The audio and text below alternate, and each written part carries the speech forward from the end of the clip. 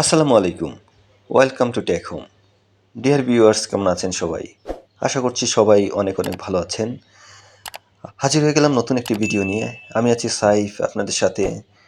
আজকে আমরা দেখব কিভাবে মাইক্রোসফট এক্সেলের ড্রপ ডাউন লিস্ট তৈরি করতে হয়। তো সেজন্য আমি একটি মাইক্রোসফট এক্সেল ফাইল ওপেন করলাম। এখানে দেখতে পাচ্ছেন মান্থ 2021 এবং মান্থ 2022 নামে দুটি কলাম আছে। তো সেইখানে আমরা এই মান্থের ড্রপ ডাউন লিস্ট তৈরি করব।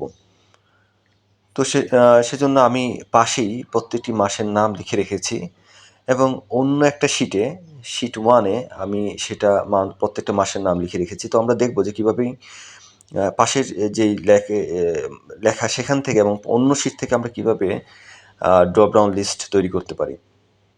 তো প্রথমে আমি যেই কলামে আমি ড্রপ ডাউন লিস্ট তৈরি করব সেটা আমি সিলেক্ট করব।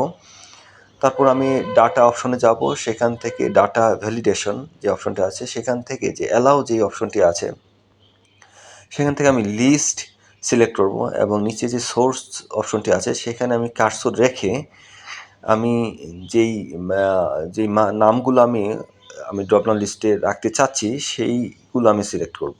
তার পাশেই আমার যে জানুয়ারি, ফেব্রুয়ারি, মার্চ, এপ্রিল যেই মান্থের নাম লেখা আছে সেটা আমি সিলেক্ট করলাম। তারপর হচ্ছে আমি যেই ডাটা ভ্যালিডেশনের যে পপ আপ উইন্ডো সেটার নিচে যে ওকে লেখা আছে সেখানে আমি প্রেস করব। তো আমার তৈরি হয়ে গেল ড্রপ ডাউন মেনু। আপনারা দেখতে পাচ্ছেন যে আমি প্রত্যেকটা সেল আমি কার্সর রাখার পর সেখানে অটোমেটিক্যালি একটা ড্রপ ডাউন লিস্ট ক্রিয়েট হচ্ছে এবং আমি সেখান থেকে খুব সহজেই মান্থগুলো সিলেক্ট করতে পারছি। তো এভাবেই আসলে খুব সহজেই ড্রপ ডাউন লিস্ট তৈরি করা যায়। আমরা এখন দেখব যে মান্থ 2022 সেখানে আমরা কিভাবে ড্রপ ডাউন লিস্ট তৈরি করব। তো সেজন্য আমি পাশের যে লেখাটা আছে সেটাকে আমি ফন্ট কালার আমি চেঞ্জ করে সেটাকে হোয়াইট করে আমি সেটাকে হাইড করে নিচ্ছি। তো আপনারা এইভাবে পাশেই লিস্ট তৈরি করে সেখানেই ড্রপ ডাউন লিস্ট তৈরি করতে পারবেন এবং লেখাগুলোকে হাইড করে দিতে পারবেন।